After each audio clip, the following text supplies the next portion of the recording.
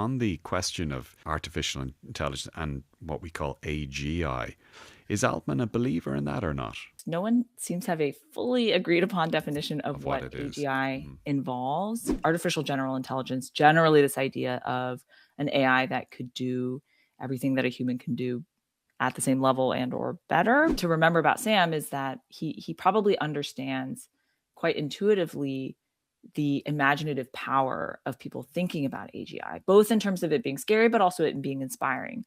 And again, there's an old blog post of his that he wrote at this point, probably a decade ago, giving these founders advice. And he said something like, the best founders are not trying to build a company, they're trying to do something closer to starting a religion. And, Sam is extremely smart. I know he understands that a benchmark like AGI can be a powerful motivator for people who really feel like they might be inventing the technology that's going to define the next era of humanity.